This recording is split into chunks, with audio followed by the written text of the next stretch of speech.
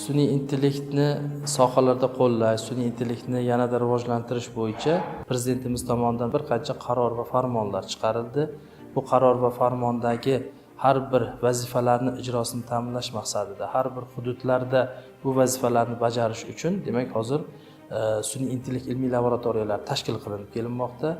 Samarqand davlat universitetida ham sun'iy intellekt ilmiy laboratoriyasi tashkil qilinib, bunda O'zbekistonimiz uchun eng dolzarb muammolarni, eng dolzarb masalalarga yechim berish uchun ilmiy tadqiqot ishlari amalga oshirilmoqda. Xususan tibbiyot uchun bugungi kunda Samarqand shahrida joylashgan shifoxonalardagi ilmiy muammolarni bizning tadqiqotchilarimiz mutaxassislar bilan birgalikda sun'iy intellekt modellarini yaratib, tibbiy tashxislash masalalarini demak sun'iy intellekt asosida amalga oshirish bo'yicha tadqiqotlarni amalga oshirmoqda va bu tadqiqotlar natijasida bugungi kunda bir qancha shifoxonalarimizda aynan bizning laboratoriya tomonidan yaratilgan sun'iy intellektga asoslangan dasturiy vositalar ishlab turibdi. Tibbiyot sohasida bugungi kundagi kasalliklarni erta boshida aniqlash uchun raqamli ma'lumotlarni qayta ishlash asosida sun'iy intellekt modellari ishlab chiqildi va amaliyotga hozirgi kunda joriy etilib, hozirgi kunda o'zining samarasini ko'rsatib kelmoqda. Qolaversa, diabet kasalligini hozirgi kunda Samarqand endokrinologiya markazida joriy etilmoqda va shifokorlarimizga va tibbiyot xodimlariga o'zining natijalarini ko'rsatib kelmoqda. Ya'ni shifokorlarga bu yerda bemorlarning ma'lumotlarini onlayn tarzda qabul qilib olinadi va klinik o'sha kartalari onlayn ochiladi. Hozirgi kunda keyingi bosqichda yana qayta o'sha kasallikni tashxislash uchun oldingi ma'lumot bilan taqqoslash orqali kasalliklarning ortib borishi yoki tuzalayotgan holatlarini aniqlashga samarali o'zining yordamini ko'rsatib kelmoqda. Biz bugungi kunda Samarqand davlat universiteti sun'iy intellekt va axborot texnologiyalar fakulteti bilan birgalikda qandli diabetni hamda prediabetni erta aniqlashga mo'ljallangan onlayn dastur yaratganmiz. Dastur sun'iy intellekt asosida ishlaydi. Ushbu dastur qanday ishlaydi? Har bir 40 yoshdan oshgan fuqaro o'zini o'sha dasturda ko'zda tutilgan ma'lumotlarini kirgizadi va bu asosda tahlil qilib beradi. Ma'lum bir ko'rsatkichlar agar yuqori bo'lsa, natijalar hisoblanadi, ballar hisobida hisoblanadi. 0 dan 5 gacha bo'lgan ballar bu me'yorda bemorga fuqaroga sog'lom turmush tarziga rioya qilishni tavsiya qiladi dastur. Agar bu yashil chegara hisoblanadi. Sariq chegarada bo'lsa, bemorga sog'lom turmush tarziga rioya qilish bilan birgalikda parhez hamda shifokor ko'rigi tavsiya qilinadi. Agar bemorda jamlangan ballar qizil chegarada bo'ladigan bo'lsa, dastur birdaniga mana shu so'rovnomani yakunida oilaviy shifokorga borib uchrashish, qonda qand miqdorini o'lchash bilan tavsiya beradi. Bugungi kunda hech kimga sir emas, 7 yoshdan 70 yoshgacha barchani qo'lida mana shu uyali aloqa vositalari, telefonlar bor. Bular bilan Telegram, Instagram va boshqa ijtimoiy tarmoqlar orqali foydalanish uchun ham juda ham qulay. Yana nimasini aytmoqchiman, respublikamizda 2022-yildan beri 40 yoshdan oshgan aholi o'rtasida qandli diabet skriningi har yili o'tkazib kelinmoqda. Buning natijasida yashirin diabetlar, diabet oldi holatlarini erta aniqlanib, o'sha diabet oldi holatidagi fuqarolarimizni sog'lom turmush tarziga qaytish uchun kerakli davo va tavsiyalarimizni qo'llash orqali ularda diabetni oldini olishga erishib kelmoqdamiz. Agar ushbu dasturni keng qo'llaydigan bo'lsak, har bir fuqaro o'zini diabetga moyilligi yoki uni oldini olish mumkinligi to'g'risida ma'lumotga ega bo'ladi. Bugungi kunda tadqiqotimizni teri kasalliklari bo'yicha olib bormoqdamiz. Ushbu tadqiqot doirasida biz Samarqand viloyati teri kasalliklari tanassuli dispanseri bilan hamkorlikda ish olib bormoqdamiz. u yerdagi mavjud muammolarni o'rganib, biz o'zimizni sun'iy intellekt modellari orqali yechimlarni taklif qilmoqdamiz. Tadqiqotimiz doirasida olingan natijalarni xalqaro Scopus bazasiga kiruvchi va Web of Science bazasiga kiruvchi jurnallarda chop etib bormoqdamiz. Biz ishlab chiqqan sun'iy intellekt modellari tibbiy tasvirlar asosida teri kasalliklarini aniqlashga yordam beradi. Bugungi kunda an'anaviy usullar yordamida aniqlash bir qancha murakkabliklar, bir qancha muammolarni keltirib chiqargani sababli biz teri kasalliklari dispanseri bilan hamkorlikda ushbu muammolarni bartaraf etish uchun o'zimizni sun'iy intellekt modellarini taklif qilmoqdamiz. Bular shifokorlarning ishlarini bir qancha osonlashtirib, vaqt tejashga va sarf xarajatni kamaytirishga imkon beradi. Ya'ni an'anaviy usulda teri kasalliklar aniqlanganda bir qancha jarayonlarni o'z ichiga oladi, bir qancha bosqichlarni. Bunda bemor shifokor huzuriga bir necha bor tashrif buyurishi va xarajatga tushishi mumkin. Biz taklif etayotgan sun'iy intellekt modellarida bemor o'z uyidan turib, masofadan turib, tasvirni biz bergan modelga yuklab, avtomatik tarzda o'zida qanaqa kasallik, qanaqa teri kasallik mavjudligi haqida dastlabki axborotga ega bo'lishi mumkin. Keyinchalik bu dastlabki axborot natijasida shifokorga murojaat qilganda shifokorning ishlari bir qancha osonlashib, jarayonlar kasallikni aniqlash jarayoni anchadan osonlashishiga imkon beradi. Tadqiqotimiz doirasida ilmiy rahbarimiz hindistonlik professor Hari Muhamray bilan birgalikda faoliyat olib bormoqdamiz. U kishi bugungi kunda Hindistonning top 500 taliga kiruvchi universitetda o'z faoliyatini olib bormoqda. Qisman bizning universitetda ham o'z faoliyatini olib borgan va biz u bilan hamkorlikda tadqiqotimizni amalga oshirmoqdamiz. Bugungi kunda bizni dermatologiya sohamizda zamon talablariga xos bo'lgan zamonaviy tekshiruv usullari yo'lga qo'yilgan. Ulardan biri bizlarda dermatoskop, trixoskop apparatlarimiz mavjud. Bu apparatlar orqali biz teridagi har xil yaxshi va yomon sifatli hosillarni o'z vaqtida aniqlashni yo'lga qo'yganmiz. Dermatoskop apparatimiz orqali biz o'sha terida hosil bo'layotgan har xil o'zgarishlarni erta aniqlashimiz imkoni yaratilgan. Samarqand davlat universiteti sun'iy intellekt va raqamli texnologiyalar fakulteti doktoranti Boboxonov Ahmadxon bilan birgalikda sun'iy intellekt dasturi ishlab chiqarilgan. U dastur orqali bizlar bugungi kunda teri kasalliklarini masofadan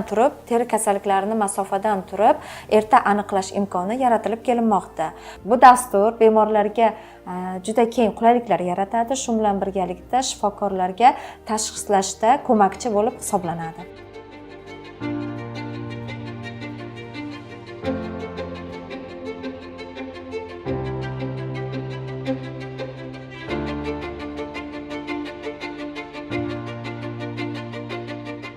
Bugungi kunda laboratoriyada qishloq xo'jaligi sun'iy intellekt modellarini tatbiq qilish, yangi sun'iy intellekt modellarini yaratish bo'yicha ham tadqiqot ishlari amalga oshirilmoqda. Xususan, aynan tuproq unumdorligini aniqlash, ya'ni tuproq tarkibini aniqlash uchun datchiklardan ma'lumotlarni olib, demak o'sha tuproq tarkibini sun'iy intellekt modellari bilan tahlil qilib, ekin turlari bo'yicha tavsiyaviy xarakterga ega bo'lgan qaror qabul qilish masalalarini yechish bo'yicha bugungi kunda tadqiqotlar amalga oshirilmoqda. O'sha tuproq tarkibining xususiyatlarini aniqlash bo'yicha demak bugungi kunda bir qancha xorijiy mamlakatlarda ham ishlar amalga oshirilmoqda. Aynan O'zbekistonda bugungi kunda biza tuproqni tarkibini aniqlash yordamida unumdorlikni qanday oshirishimiz mumkin? Biz bilamizki, ko'plab o'sha qishloq xo'jaligida almashlab ekish tajribasi keng tarqalgan ekan. Endi biza o'sha aynan hududlarda tuproq tarkibi qanday va o'sha yerga qaysi mahsulotni ko'p ekib, qanday o'sha agrotexnik xizmatlarni ko'rsatganda yaxshi natijalarni olish bo'yicha sun'iy intellekt modellarini yaratish bo'yicha bugungi kunda tadqiqot amalga oshirilmoqda. Aynan bitta tadqiqotchimiz shu bo'yicha tadqiqot ishlarini amalga oshirmoqda. Bu tadqiqot ishini biz Janubiy Koreyaning o'sha nufuzli universitetlari bilan hamkorlikda amalga oshirmoqdamiz. O'sha tadqiqotchimiz Agrobiotexnologiya va oziq-ovqat xavfsizligi instituti tadqiqotchilari bilan birgalikda stajirovkalardan ham o'tib keldi. Biz endi aynan o'zimizni o'sha Agrobiotexnologiya va oziq-ovqat xavfsizligi instituti bilan hamkorlikda demak bu sun'iy intellekt modellarini o'qishlar uchun ajratilgan hududlarda qanaqa qilib biz yaxshi natijalar olish bo'yicha ham demak hamkorlikda ishlarni amalga oshirmoqdamiz. Bugungi kunda turli degradatsiyaga uchragan maydonlar, demak, xavf darajasini kamaytirish asosiy muammolardan biri hisoblanadi. Biz hozirgi kunda, demak, Samarqand davlat universiteti agrobiotexnologiyalar va oziq-ovqat xavfsizligi institutida tashkil etilgan ilmiy laboratoriyada tuproq tahlillarini amalga oshirgan holda bizlar ekinlarga kerakli miqdorda o'g'itlar miqdorini belgilash ishlarini amalga oshirmoqdamiz. Va bunda asosiy masalalardan biri bo'lgan sun'iy intellekt asosida yaratilgan modellar asosida biz buni ma'lumotlarni qayta tahlil qilish imkoniyatiga egamiz va buni biz sun'iy intellekt laboratoriyasi bilan hamkorlikda amalga oshirmoqdamiz. Sun'iy intellekt laboratoriyasida, demak, asosiy yaratilayotgan intellektual texnologiyalar asosida yaratilayotgan, demak, modellar biz olgan ma'lumotlarni tahlil qilib berish imkoniyatiga ega. Va bu modellar hozirgi kunda yana ham takomillashtirilmoqda. Ya'ni unga ko'rsatkichlar, qo'shimcha ko'rsatkichlar qo'shish natijasida o'sha o'simliklarda kerakli bo'lgan o'g'itlar miqdorini ham belgilash imkoniyatiga ega. Sun'iy intellekt laboratoriyasi bilan hamkorlikda hozirgi kunda yana ham demak, yangi modellar yaratish ustida ishlarni amalga oshirmoqdamiz. Sun'iy intellektning eng katta yo'nalishlaridan biri tabiiy tilni qayta ishlash. Bu sohada ham biz hozirgi kunda tadqiqotlar boshlaganmiz. Tabiiy tilni qayta ishlash bo'yicha tadqiqotlarning natijasida sun'iy intellektga asoslangan, demak, chatbot tizimlarini ishlab chiqish, xizmat ko'rsatuvchi robotlarni aynan o'zbek tilida muloqot qilishini amalga oshirish bo'yicha ham, demak, hozirgi kunda bizni tadqiqotchilar o'zlarining tadqiqot ishlarini amalga oshirib, dastlabki natijalarga ham erishgan. Hozirgi kunda sun'iy intellekt laboratoriyasida NLP, ya'ni tabiiy tilni qayta ishlash sohasi o'zining yangi davriga kirib bormoqda.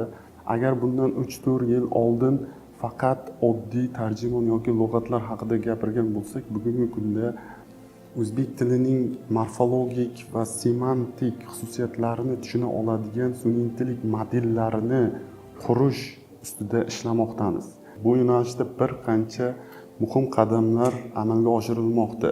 Bunda asosiy muammolardan biri hisoblangan dataset, ma'lumotlar bazasi muammosi respublikamiz miqyosida amalga oshirilgan Common Voice loyihasi doirasida minglab o'zbek tiliga oid audiolar yig'ilishi natijasida bizda hozirgi kunda nutqdan matnga o'tish va matndan nutqqa o'tish modellari ustida ishlash imkoniyati yanada kengaydi. Bundan tashqari laboratoriyamizda tadqiqotchilar tomonidan mijozlar bilan o'zbek tilida muloqot qila oladigan aqlli chatbotlar ishlab chiqish borasida ishlar amalga oshirilmoqda. Bu ishlar doirasida Samdu AI yordamchi sun'iy intellekt aqlli chatbot ishlab chiqildi. Bulardan tashqari laboratoriyamizga Miste robot qurilmasi olib kelingan. Buning yordamida biz laboratoriyada amalga oshirilgan loyihalarni, bunda eksperimentlar, ya'ni testlarni amalga oshirish imkoniyati yaratilgan. Bunda biz nutqni matnga o'tkazish yoki matnni nutqqa aylantirish modellarimizni sinovdan o'tkazib ko'rmoqdamiz. Ushbu tajribalar natijasida keyinchalik xizmat ko'rsatuvchi robotlarga ushbu ishlab chiqilgan modellarni integratsiya qilish imkoniyati yaratiladi. Shuningdek, laboratoriyada xalqaro ochiq kodli, ya'ni LLM ni o'zbek tiliga moslashtirish, fine tuning masalasi doirasida jiddiy ilmiy izlanishlar amalga oshirilmoqda. Albatta bunda qiyinchiliklar ham mavjud. Chunki o'zbek tili murakkabroq til hisoblanganligi uchun bitta so'zga o'nlab qo'shimchalar qo'shish orqali yangi ma'nolar hosil bo'ladi. Shuning uchun biz hozirgi kunda nafaqat matnni qayta ishlash, balki o'zbekona sheva va xususiyatlarni, hissiyotlarni tahlil qila oladigan modellar ustida ishlashimiz kerak. Umuman olganda ushbu tadqiqotlar natijasida men o'ylaymanki, yaqin kelajakda, yaqin vaqtlarda biz o'zimizning o'zbekona sun'iy intellekt modellarimizga ega bo'lamiz deb hisoblayman. Bugungi kunda video ma'lumotlar asosida avtomobil tirbandliklarini aniqlash, qarorlarni qabul qilishga ko'maklashish bo'yicha ilmiy tadqiqotlar olib bormoqdaman. Bu bizga demak o'sha sun'iy intellekt algoritmlari yordamida avtomobil tirbandliklarini oldindan aniqlashga imkon beradi. Bu esa tegishli mutasaddilarning o'sha tirbandliklarni oldindan aniqlab bilib, o'sha yerda kerakli choralarni ko'rish imkoniyatini yaratib beradi. Biz bilamizki, onlayn xaritalarda ham tirbandliklarni ko'rsatadi, lekin biz tadqiqotlar olib borgan paytimizda u tirbandliklarni bizning sharoitimizga mos tushmasligi, to'g'ri kelmasligini bir necha bor guvohi bo'ldik. Shu bilan birga, demak, biz ishlatayotgan modellar, biz qo'llayotgan algoritmlar ana shu joyga, demak, o'rgangan ma'lumotlariga qarab, demak, moslashish imkoniyatiga ega bo'ladi. Ya'ni, demak, o'sha onlayn xaritalarda biz ko'rishimiz mumkin, tirbandlik deb turgan paytda yoki keskin tirbandlik bo'lgan paytlarda yoki biror bir tadbir sababli tirbandlik bo'lgan paytlarda u xabarlar kechikish bilan, yarim soat, 40 minut, 1 soatlik kechikishlar bilan u yerda o'z aksini topgan guvohi bo'ldik. Demak, biz yaratgan, biz qo'llagan algoritmlar, modellar asosida demak, o'zimizni video ma'lumotlardan olingan data hisobiga o'sha mana shu kamchiliklarni kamaytirishga xizmat qiladi. Sun'iy intellekt laboratoriyamizda Amerikaning Pupil Labs kompaniyasi, Leapmotion, Nvidia kompaniyalaridan turli xil eng oxirgi rusumdagi texnologiyalar, qurilmalarni olib keltirganmiz. Bu qurilmalar bizga o'sha tadqiqotlarimizda ma'lumotlarni to'plash va qayta ishlash uchun xizmat qiladi. Misol uchun Intel kompaniyasining DEPS kamerasi bizga ikki xil, ya'ni ham RGB, ham 3 xil rangda, ham grayscale formatdagi ma'lumot, ya'ni tasvirlarni bizga yig'ishga yordam beradi. Misol uchun bundan tashqari Pupil Labs kompaniyasining eye tracker qurilmasi, bu eye tracker qurilmasi inson ko'zining 6 xil ma'lumotni bizga olib beradi. Ko'zlarni ochib yopilishi, ularni yopilish davomiyligi va hokazo. Bundan tashqari Leapmotion kompaniyasining kamerasi bizda mavjud. Bu kameraning vazifasi bizda o'sha surdoperevod, ya'ni surdo tarjima loyihalari ustida ishlashda bizga qo'l keladi. Ya'ni insonning qo'lini har bir nuqtasini, harakatini bizga taqdim qilib beradi. Bundan tashqari til modellari, ya'ni NLP sohasida qo'llaniladigan ijtimoiy robotlarimiz ham mavjud. Biz bu robotlarga shu o'zimiz ishlab chiqayotgan o'zbek til modellarini integratsiya qilishda foydalanamiz. Xo'p, katta ma'lumotlarni qayta ishlashda oddiy kompyuterlar qila olmaydigan ishni bizga Nvidia'ni Jetson Orin portativ kompyuteri qo'l keladi. Bu holatda, ya'ni katta ma'lumotlarni qayta ishlash, sun'iy intellekt modellarini qurish kabi ishlarda biz o'sha Nvidia'ni portativ kompyuteridan foydalanamiz. Bundan tashqari ijtimoiy sohalar, ya'ni xizmat ko'rsatish sohalarida biz eng oxirgi, ya'ni VR texnologiyalaridan foydalanish uchun Facebookning Meta kompaniyasining VR ochkilari, VR ko'zoynaklari va Microsoft HoloLens qurilmasini olib kelganmiz. Bu qurilmalar bizga o'sha har xil amaliyotlarni virtual reallikda bajarish imkoniyatini taqdim qiladi. Ushbu sun'iy intellekt laboratoriyamiz Buyuk Britaniya tajribasi asosida tashkil qilingan, chunki men shaxsan o'zim Buyuk Britaniyaning Sloan universitetida magistratura bosqichini tamomlab qaytdim va u yerdagi laboratoriya jihozlari va qilinayotgan amaliyotlar va loyihalarni biz harakat qildik o'zimizning laboratoriyamizda tashkil qilishga. Men hozirgi kunda sun'iy intellekt sohasini yo'l harakati xavfsizligi sohasiga integratsiya qilish bo'yicha loyiha amalga oshiryapman. Bu loyiham ushbu kamera orqali haydovchilarni o'sha charchoqli holatlarini aniqlash va ularni oldindan ogohlantirish vazifasida o'sha integratsiya qilingan sun'iy intellekt sohalari, sun'iy intellekt modellarini biz ushbu kameraga integratsiya qilganmiz. Bizning vazifamiz o'sha yo'l transport hodisalarini oldini olish va haydovchilarni o'z vaqtida, real vaqt rejimida ularning charchoqli holatlarini aniqlab, ularni ogohlantirish.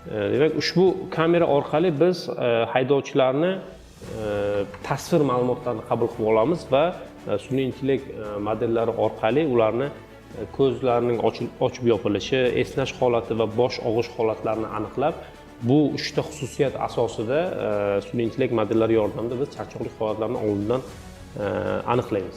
Sun'iy intellekt ilmiy laboratoriyasidagi natijalar demak bugungi kunda xorijiy nufuzli jurnallarda, Scopus, Web of Science ma'lumotlar bazasida indekslanadigan jurnallarda, kvartali yuqori bo'lgan jurnallarda indeksatsiya qilib kelinmoqda. Bularni biz muntazam ravishda, demak, maqolalarimizga xorijiy mamlakatlardan bo'ladigan iqtiboslarni ham monitoring qilib kelamiz. Buning natijasida, demak, o'sha O'zbekistonimizda ham sun'iy intellektni rivojlanishiga aynan bizning universitetimiz ham samarali hissa qo'shib kelyapti deb baholashimiz mumkin.